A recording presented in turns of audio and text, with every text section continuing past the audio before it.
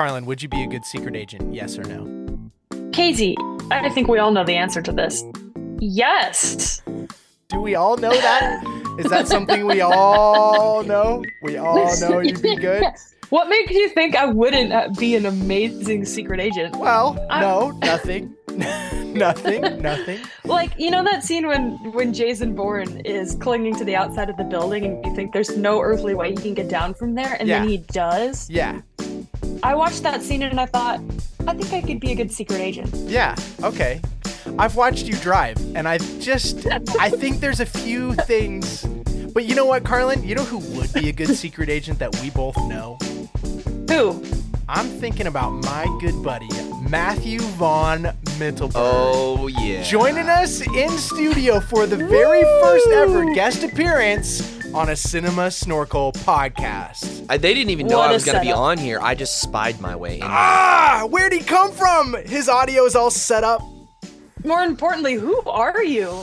Oh, man. Yeah, who are you? I am a secret... Oh, no, I'm not a secret agent. My name's Matthew, and I'm Casey's best friend. That's probably the most important thing about That's all me. you need to know. And more importantly, Matthew, you're also my high school debate coach. Yes, that's so true. I personal tutor for debate coaching. Yes, good memories there of Wow. trying The good old to get you just to say those arguments. Just say them confidently, Carlin. You can do it. I think my first debate was wait, but I don't know what to say. Can you tell me what to for me? just say? You got this. You got this. I'd like to say I improved. Yeah, absolutely. You did. You We'd did. all like to Mark say it, that. improve it. Well, welcome to the show. Thank you. Oh, Yes, good. I'm the director of content for Apologetics Inc. and a speaker as well. And Casey and I have been friends for a long time, ministry partners and friends. And I'm honored to be on the greatest podcast of all time, And Cinema Snorkel. would you say, well, thank you for that, first of all. And would you say that The Bourne Identity is your favorite movie of all time? I said that for a long time until really Lord of the Rings took that place in my heart. Sure. So, but this is my favorite action movie of all time, for sure. It's safe to say this is probably one of the very best action movies of all time. It is the greatest action movie of all time. Untouchable. Yeah. Is it a genre definer, would you say? Yeah, absolutely. Yeah, it defines the genre. Yeah. That's the sophisticated thing to say, but the best thing to say is just it's the greatest movie of all time. It's just awesome. Yes.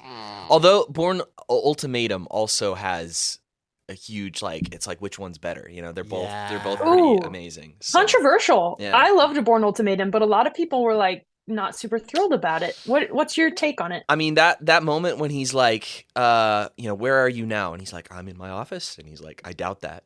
Like, why would you doubt that? Because I'm in your office. And then he hangs up. That is just like, oh. Cue the Moby. Oh, Dang. cue the Moby. Cue the Moby. Yes, so good. All right, we're going to ask our traditional 3 questions of Cinema Snorkel. First of all, what did we like about this movie? What stuck out to you on the most recent watch? Second of all, what are the filmmakers trying to say? Just look at the world through their lens. Ask what they're asking us to notice as the film progresses. And then obviously we'll break it down with our own worldview and see how it compares. So let's just dive in. Let's just get into Let's it. just get into it. Snorkel! I can tell you the license plate numbers of all 6 cars outside. I can tell you that our waitress is left-handed and the guy sitting up at the counter weighs 215 pounds and knows how to handle himself. I know the best place to look for a gun is the cab of the gray truck outside. And at this altitude, I can run flat out for a half mile before my hands start shaking. Now, why would I know that? How can I know that and not know who I am? All right, guys, what did you like about The Bourne Identity? I'll kick us off on this. Starting off with the early 2000s vibes. Just the beep, beep, beep, the zoom, zoom, enhance. Limitless enhance. That was a nice feature back then. Absolutely. Yeah, when you could just enhance stuff. I loved doing Enhance. that. Yeah. Taking a blurry image and just hitting a button and suddenly enhancing it. And then, all the music, just like Aboriginal drum beat with like synthesizer guitar riffs out of nowhere. It's just like, such a good vibe. The soundtrack absolutely makes this movie. John Powell. Yeah. What a legend. So Yeah. good. Yeah.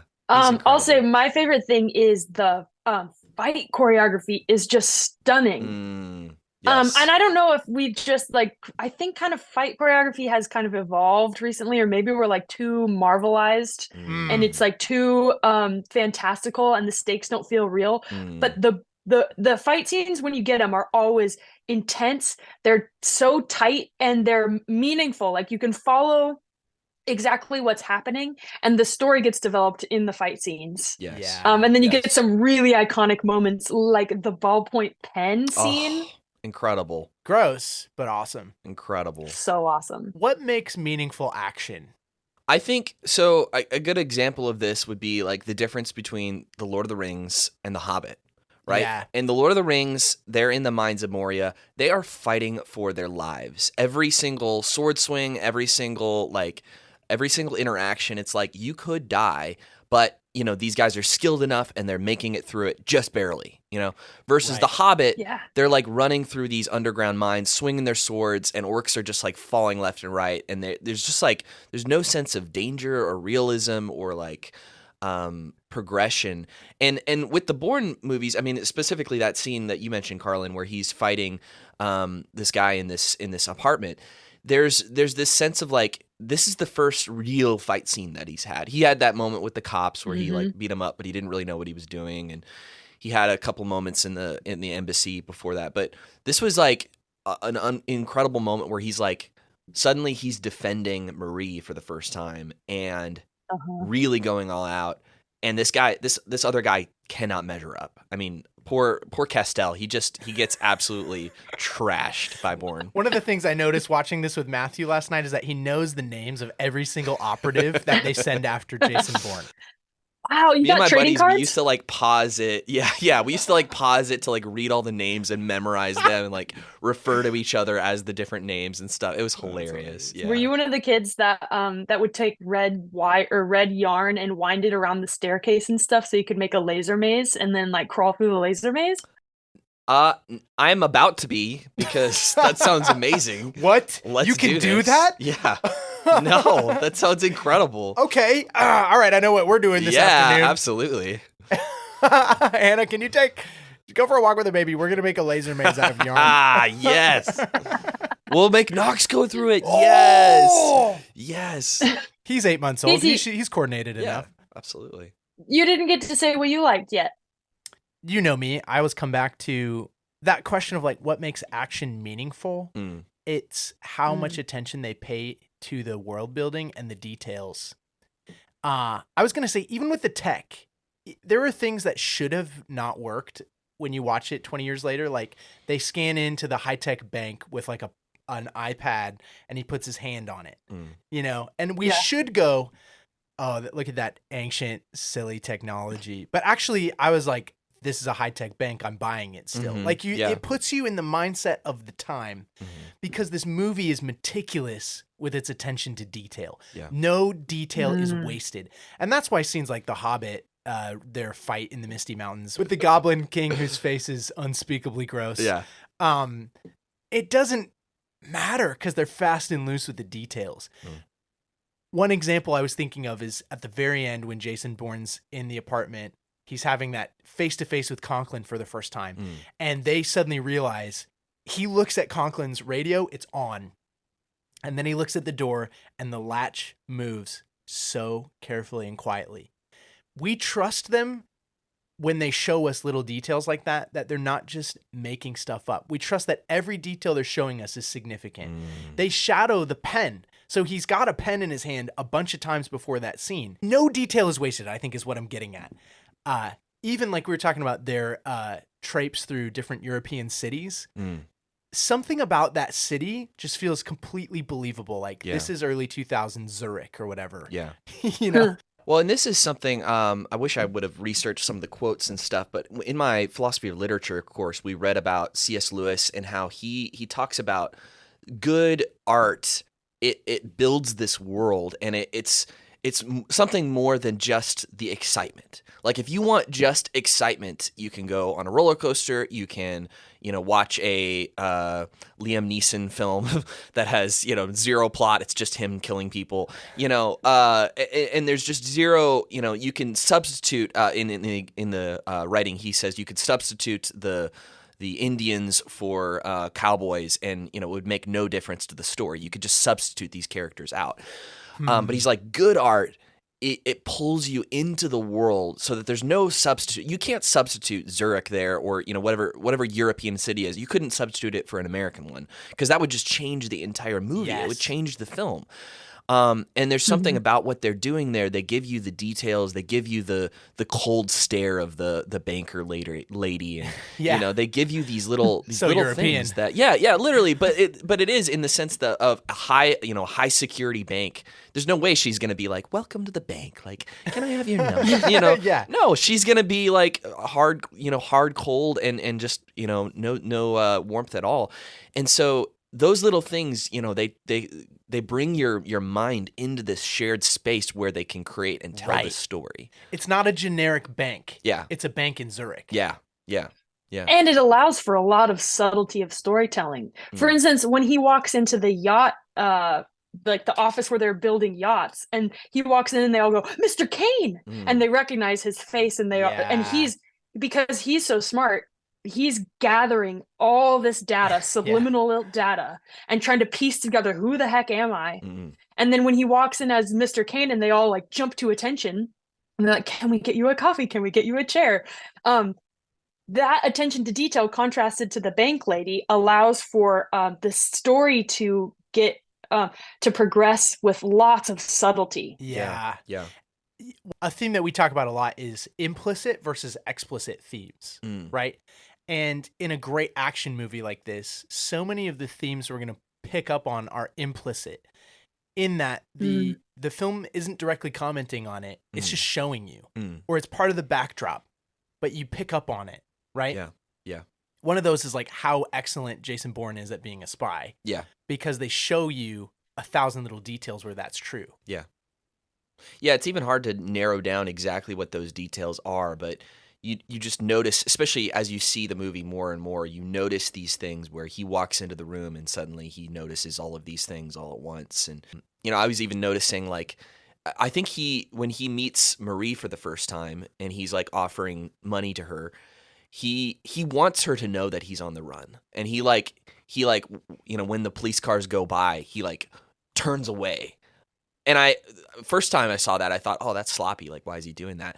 And now I'm thinking, like, no, I think he wants her to know, like, there's a reason that he's like giving her like plausible reason for why he's willing to pay her this much money to take him to the city. You don't think he's just turning away from a cop car like, ooh, don't want to be seen, like it's instinctive, like he can't help it? Maybe, but I just think he's so good that he wouldn't do something that would like tip her off unless he meant to. Yeah. Why do you think he trusts Marie instantly? He trusts her from the beginning. He doesn't trust a lot of people because he has no idea what's going on, and he has these instincts and this training that's still activated.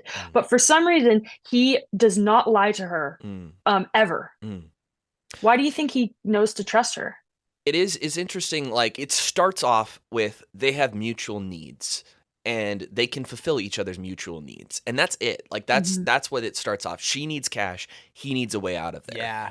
And that's the baseline. But you're right, he does trust her. Like, he falls asleep in her car, which is like a big deal for him, right? Yeah. So, why is that he trusts her? Carl, why do you think he trusts Marie? I think it tells us something about who Jason is. And that's why who he is earnest. Yeah.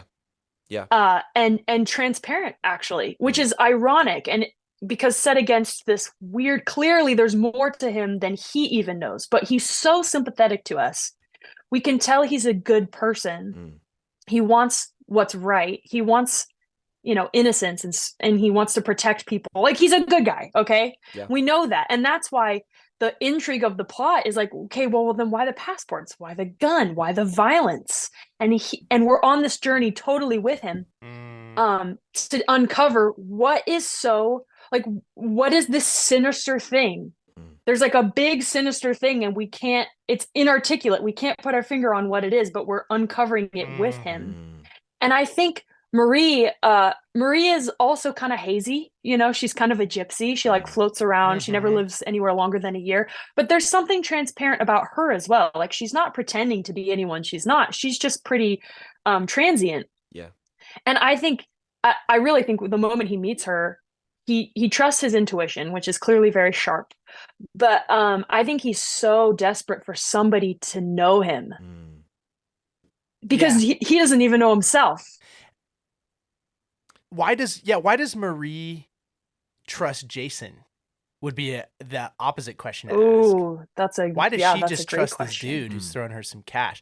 Obviously, we know that she needs cash, but they're clear about like, and again, it's so hard to articulate because this is a great action movie. So much of it is implicit. She's just like looking at him a certain way, or she's checking him out as they're driving. She looks at him like 3 times, trying to really figure out his face and figure out what, like, she's clearly intrigued. Yeah. She's like, blah, blah, blah, blah, blah, blah, blah. And then this happened, and then this, and then this. And she's like, I'm sorry. I talk a lot when I'm nervous.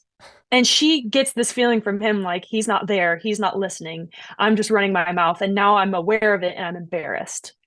And so she stops talking. And then he goes, wait, why'd you stop talking? And it takes her off guard. But he gives her full permission to just please be normal. Because you being normal helps me feel normal. And that is what I desperately need right now. When you talk, my headache goes away. That feels like an invitation maybe for her to like let her guard down. And they're oddballs in that would never work with anyone else in the whole world, basically. But she's a weird enough gypsy that she's like, okay, I can work with this. Well, this gets into a little bit of what the filmmakers are trying to say, but I hadn't had this revelation because I've never watched this, while taking notes before. Right. But and we don't have to get too much into this right now, but I think part of the message of the movie is she's trying to figure out who she is too. Yeah. He's trying to find out his identity, but she's trying to find out her identity. And she's basing the Marie a lot identity. Of it. Yes, the Marie identity. Yes. And she's trying to figure out, who she is. And a lot of how she bases her identity is based on the circumstances around her, how she positions herself to those circumstances, and what other people think of her. And and so his opinion of her really matters to her. And the fact that he's like open and earnest and like accepting, and he's like, she's like, I don't want you to forget about me. And he's like, how can I forget about you? You're the only person I know, which is like one of the greatest lines. So good. Yeah. But that means a lot to her. Like when he says that, she's like, all right, I'm going to come up with you to your apartment and I'm going to, help you try to figure this out, So it's I think an interesting theme of the movie is we're all trying to figure out who we are. You see Marie, she starts off, okay, it's perfect. We've talked about in other episodes, one of my favorite G.K. Chesterton quotes is he talks about the wild poetry of prudence, or like the poetry of limits, right? Where like he's referring to Robinson Crusoe, a story where a guy stranded on a desert island, every little thing he does have is precious to him. Like the hatchet or a little lump of coal or whatever. It's precious to him. Jason Bourne has nothing. So this little scrap of relationship that he has matters so much to him. And that draws us in because it's all he has.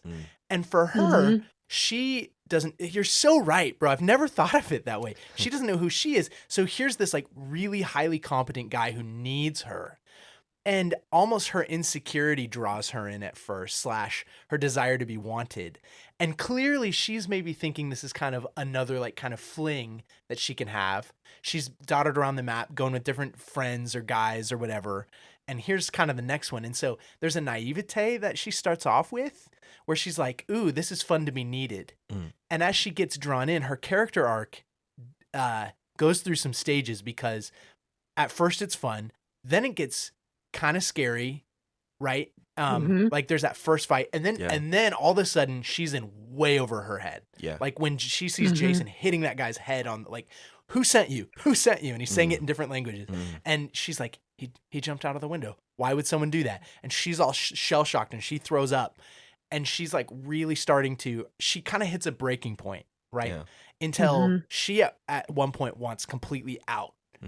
At her brother's house, right? Well, but before that, they're in the car together, And he's like, you got to get out. You got to go. Like, go to the police. Get him out. You know, it's not good for me. Like, I'm not trying to burn you. I'm just trying to do the right thing. That's right. And that is a key line right there to say that he's a good guy. He's just trying to do the right thing. That is the key, I would say, like, core element of who Jason Bourne is. He's just trying to do the right thing. Yeah, right. And she is too, because he's like, you think this is good for me? Like, you think it's good for me that you go to the police? It's not. Like, but I want what's best for you. And then she's like, so figure it out. And he's like, last chance, Marie. And she buckles up her seatbelt. Yeah. You know? And that's meant to be like, through the lens of the filmmaker, she's kind of hit a place where maybe she's in it now to really help him figure it out. Yeah. Versus just being on a fun He's here for the adventure. gypsy escapade. Yeah. She actually sees what he's trying to do and is then kind of committed to helping him. Yeah. Right? Like they're on the same page. They've moved past utilitarianism to actually she's going to help him now. Yeah. Yeah. Right? Would we say that's what's happening? Yeah. I would agree, but I think it's motivated out of her wanderer's heart, a desire for adventure and a little romance. Yeah. But she still hasn't confronted, at that point, she has not yet confronted the full, brutal impact of Jason Bourne is an assassin. Yeah. And there's a moment when she's done. She gives up and she's like, okay, when the only thing we had in common was that neither of us knew who you were, but we're past that now. Yeah. When she realizes who he is, and that he's a killer, then she's like, I'm done. I'm getting out. But by then it's too late. And then for her safety, the right thing is he can't let her go. Otherwise they'll nab her. And he's like, it's not the police that's after you. It's whoever I report to, who clearly has the power to infiltrate the embassy. They have the power to do whatever they want with you. So now his moral burden shifts from, I got to keep her away from this, to she's in it. I got to protect her now. Yeah. And that really comes to a head when they're driving back to the hotel where they had that connection, like romantic night, and you can see she's maybe like, I'm a little tired of this. I want to go back to the hotel.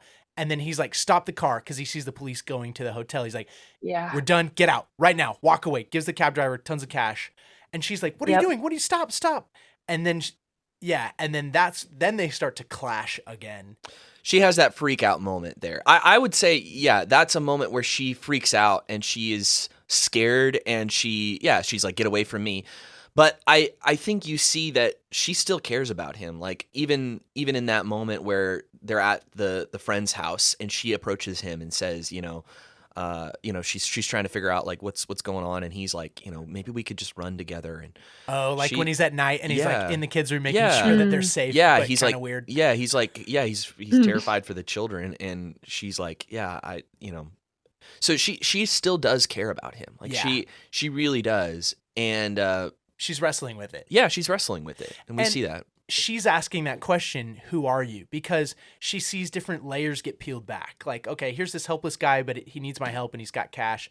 Then he's like, okay, he's got skills. Then it's like, he's an assassin. I'm freaked out. I don't want this. I want out. But then he does the right thing, even though she doesn't like it. He forces her to leave the scene so she doesn't get popped like the landlady did, or other bystanders. Then they're mad at each other when they go to whoever that guy is, his house, Ewan. right? Yeah, it's her brother. I think it's her brother. Is it her brother? Yeah, because the CIA or Treadstone, whoever, is tracing all the people that she knows, and they mention the brother a couple times. Oh, maybe it is. Yeah, maybe that's her brother then, or her half brother. Or half brother. Whoever he is, they show up and they're mad still at each other. And he's like, we have to leave, and they're just talking to each other in like terse sentences. But then you're so right, Matthew. He has, in the middle of the night, he gets up and he's like, there are children here.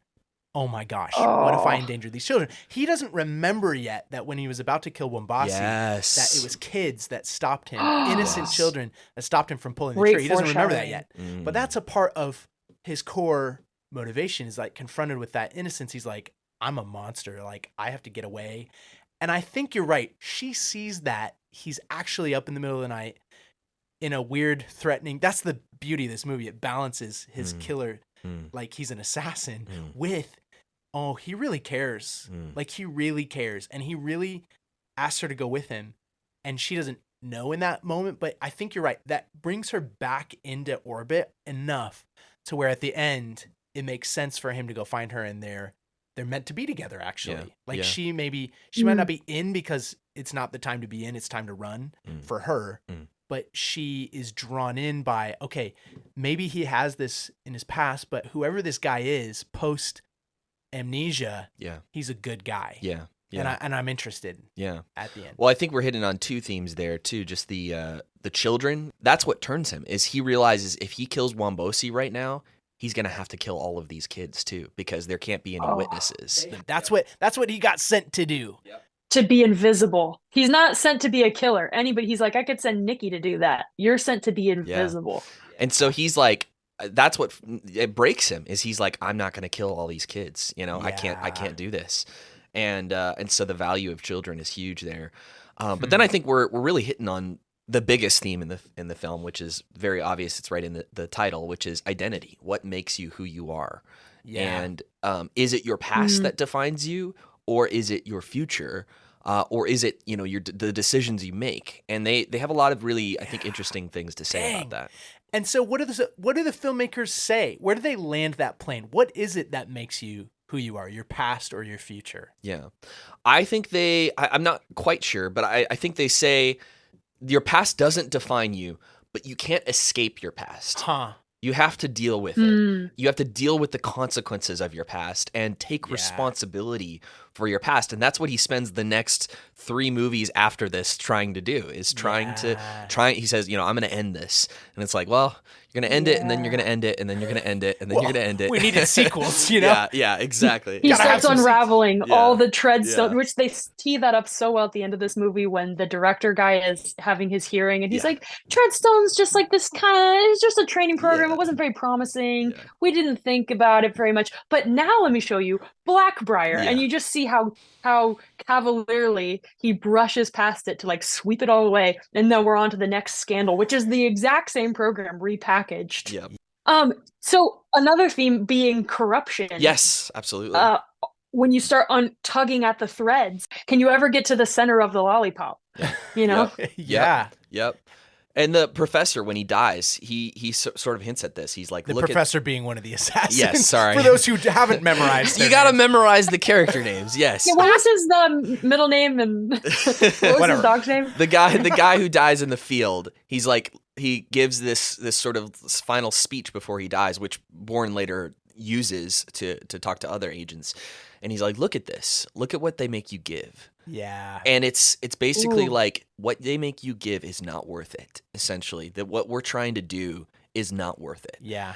And that's the theme, I think, of this like government corruption. It always goes one layer deeper. It's like Hydra, where it's like, cut off one head and 2 more shall appear. Yeah. Which is very fascinating.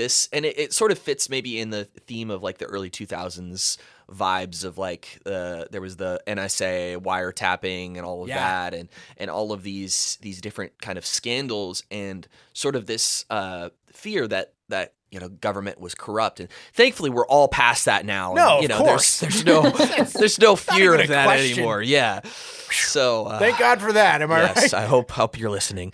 But it's a huge theme that that power corrupts, and the only way to escape that is to run, I guess, or to try to tear it down. Well, I think what you said is right. You got to confront it. Yeah. And Jason Bourne, the paradox why he's an intriguing character is he's the best at espionage of anyone ever. Yeah. Intuitively does all this stuff that's like he's so skilled, but his heart is actually for truth, and to do the right thing. Yep. He's not naive. Yeah. He's not some like white knight crusader. But he is trying to do the right thing with the hand he's been dealt, and that puts him at odds with an entire state apparatus bent on secrecy and layering secrets under more secrets and more secrets.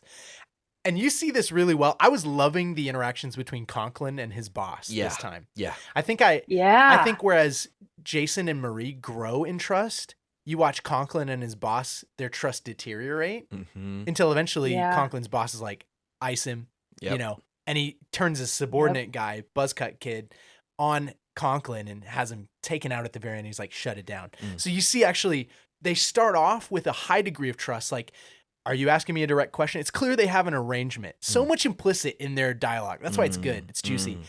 It's so clear that they've set it up well, and you can't set a system like that up without high levels of trust. Yeah. So they start with tons of trust. Yeah. And they work really well as a team. Like Conklin's not an idiot. But you watch it deteriorate as it goes, whereas Jason and Marie grow in trust, and it helps them survive. Yeah, you made that point that Conklin is actually a really good leader. Like he's very direct. He's like getting his guys to do the right things to, figure things out. He's a corrupt leader. He's a horrible person, Yeah. I even thought about effective. like, what is he thinking in that moment where he gets killed? Probably like, this makes sense. Like, this is what I would do, like this is, like, oh, like, of course there's all the fear things, but I could also imagine him just going like, yep, makes sense. Like, I'm the loose thread now, which is just, he knew it the whole terrifying. time. He said that thing about like, you don't understand. If we don't clean this up, we won't make it to the men's room. Yeah. We'll He burn for knows. this. He sees fully how corrupt it is, and he knows the stakes. Yeah. And you're right. The dialogue is so good between them too, where he's like, you're asking me a direct question. Yes, I thought you were never going to do that. What happened? And it's just you've never made a mistake. You've never made a mistake before. Yeah, it's so good. That kind of trust. How would you guys contrast the trust that they share at the beginning? Because it's high level of trust compared to where they start compared to where Jason and Marie end, where they also have this high level of trust. But what's clearly there's something fundamentally different about those two relationships. What do you think it is? I think at a core level, and this is such a deep theme that you feel it. It's taking this conversation to draw any of this out for me, by the way. It's only when we've started talking about it that I've started to really think about this. But same. The core drive for Jason and Marie is to uncover and to find truth and to find out. Mm-hmm. Who am I? Who are you? What is any of this? And the core motivation of Treadstone and Conklin and his boss is to cover up and to layer it and and shut it down and tie up the loose ends and make it clean. So, I mean, there's the like core Geist, clash of the wills right there. And so, but I think you said it at the beginning, Jason's trying to do the right thing. Yeah. And they don't need a lot of dialogue to tell us that. They just show us. Yeah. They show us. They show, they don't tell. Well, and they show it, continually with where he doesn't take the easy way out. He doesn't, and meaning, when there's a gun there, he throws it away. He leaves it in the safe. Yeah, he throws it in the trash. How many guns he gets rid of. He leaves every single gun, and it's fascinating because. And this is part of why I hated the Bourne Legacy, the spin-off movie with Jeremy Renner. Yeah. Is Jeremy Renner kills everyone. Every person that's in his path. Innocent guards, innocent, like... Just shoots him. He just shoots him in the head. And I'm just like, this is not a good man. This is a terrible man. Yeah. Versus Bourne, he's like... the absolute minimum amount of damage that I can do. Even against like the guy that kicks down the door at the end, he knocks him out. And that ends up, coming back to bite him because he didn't quite knock him out, and he, comes back to punch him in the face. And then he shoves his head through some bars and then rides his body all the way down to the bottom. After the guy you think shoots, that killed him? Yeah. After the other guy kills him, the other guy kills him. The other guy kill him, guys. Gravity did the killing. No, the guy shooting the machine gun killed him. The sidewalk will. The guy spraying and praying at the bottom is what killed him, and at that point, he's just a corpse. So it's fine. We pointed this out too. Just that's the one most unrealistic moment of the film where he like negates the fall damage by having a body underneath him, like turns fall damage off for a second. Yeah, exactly. hey though, to your point, yeah. that the throwing away guns, that confounds the Treadstone guys, because when the first sign of Bourne they have is they find his safe and they're like, he took the passports and the cash but left the gun. What does that mean? He's just sending us a message. They don't know that his memory has somehow been like erased. They think our weapon is malfunctioning, but it's okay. He'll come in, right? Like they always do. He doesn't know any better. We've brainwashed him to be this killing machine, and it's confounding to their understanding of the order of their system that someone would break protocol. His humanity doesn't fit into their scheme of what human nature is supposed to be. Yeah. He actually is just going for this basic who am I question. Let me protect the, person that I'm with, Marie. Let me not hurt innocent civilian. That breaks their minds. And they spend all this time, all these resources. Like, what is he up to? What does he want? Like, it doesn't even fit in their worldview of what he's supposed to be. He's more human than they realize. Yes. He's more human than they are.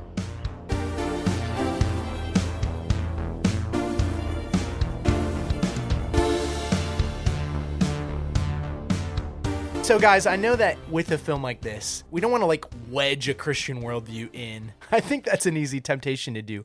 But on a basic reading of what the filmmakers are saying about these questions, like the ones I took are trust versus deception, right?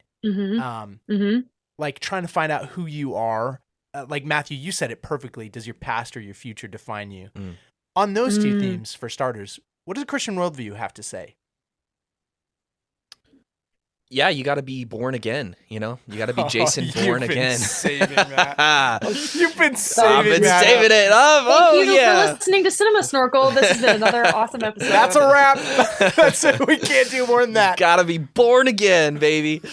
Yeah. No, I mean, really, it is fascinating just how it almost feels like a little bit of a analogy for the Christian life, where he has this transformative moment. Dang. And he suddenly he doesn't remember the things that came before, and he's trying to live out the future while still taking responsibilities for the mistakes that he made in the past. He doesn't avoid the consequences of his past actions, but he's like, that's not who I am anymore. Yeah. I am not that man. I'm not the assassin that you built. Jason Bourne is dead. Yeah. And that's pretty fascinating. Dang. That's a good hero. It's a good model for like how we should, like, it's the ideal we should be striving for. Yeah.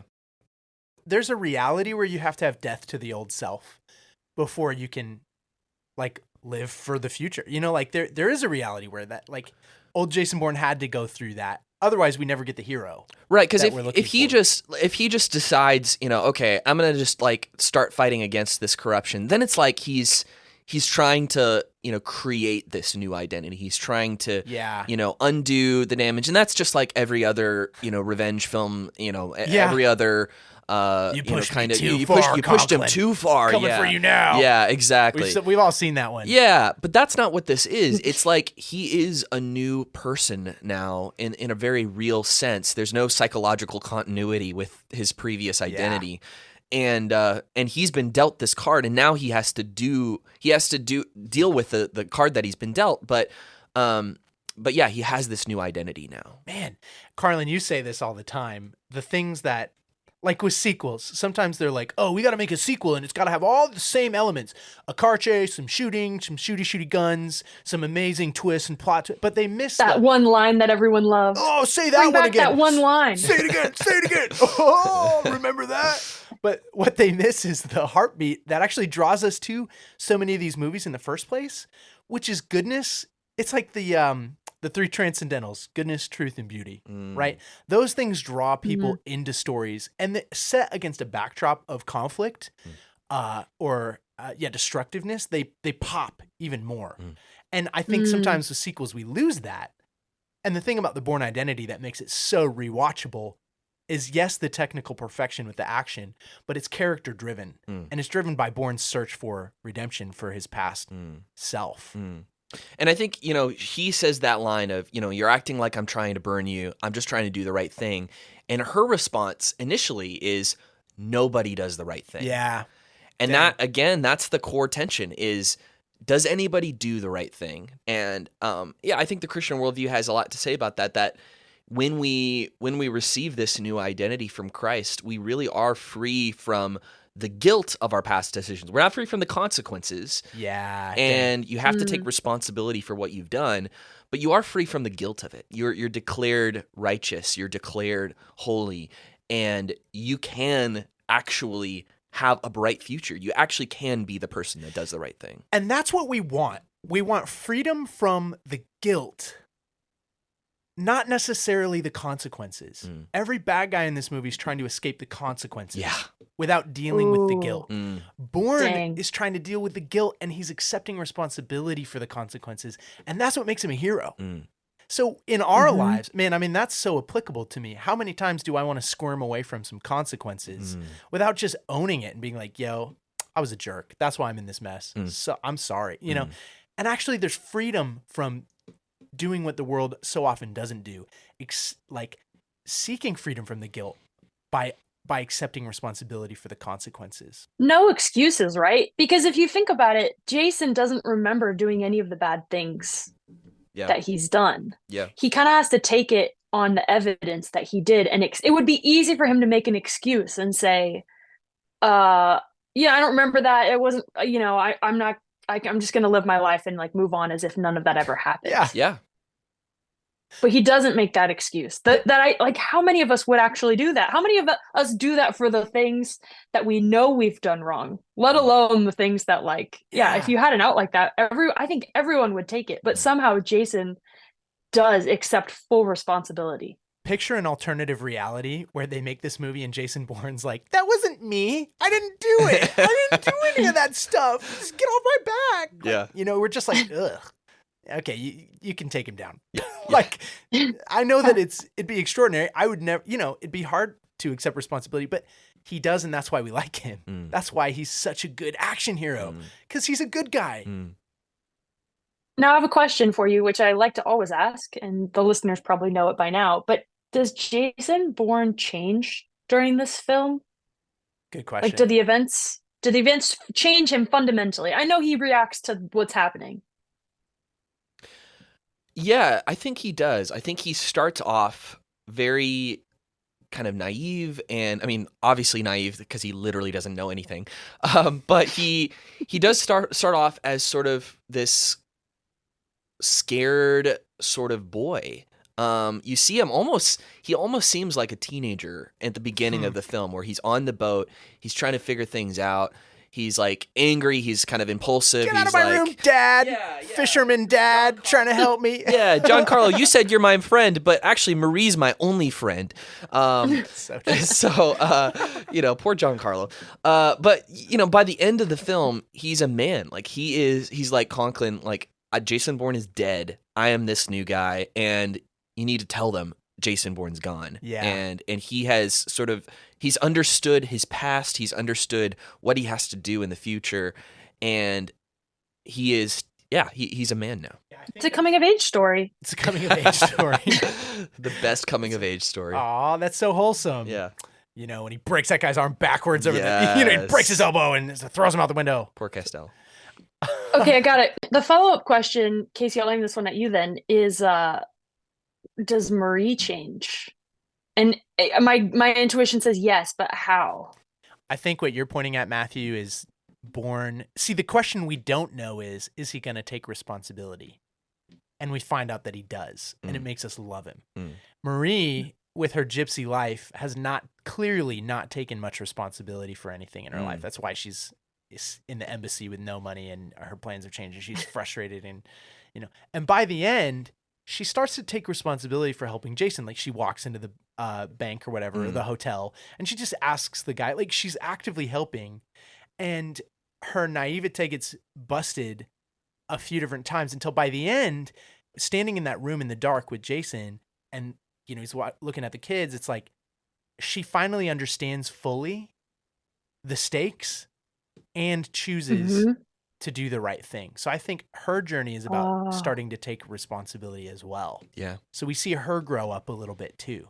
Yeah. That's what I would say. But because even at the end, she's like a business owner. Like she's made something of her life. Yeah, right? She's not just like in some hotel room, like spending her money, trying to survive or something. Like, no, she's made something of her life. Yeah, she's by the ocean. She has this gorgeous view, and then when he comes, she welcomes him. She's ready to receive him. Yeah, picture some alternative reality where they make it and Marie's just like, he's like, Marie, where are you? And she's like holed up with some other like group of gypsy, or like some dude, just like burning her money in Las Vegas or something. You're like, ooh, like, okay, she didn't change, but she does. She changes as a result of all of this.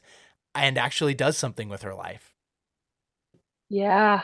And they're really good for each other. When they both choose responsibility, they become really good for each other. Guys, I think to close this podcast, what we should do is set it up as though we're going to be there to close it. Like, set the audience like, okay, how are they going to end it? And then when they look back, all three of us are just gone. Wait, is this a video podcast? Like well, we'll have to do it with audio, play a little bus sound, and then when the bus goes, it's clear that we're not there anymore. We jumped on the bus when they weren't looking. Wow, I love that. Let's do I it. was standing in line for this. There's always room in line for this. I just want to say, Matthew, I feel like you were born for this. Oh, thank you. Thank you Wah, so wah. Hey, Matthew, thanks for joining us. Hey, thanks First so much for ever having me, you guest on guys. Cinema Snarkle. Yeah, this is a dream come true. It's been a dream. Hey, where'd they go? They were just standing right here.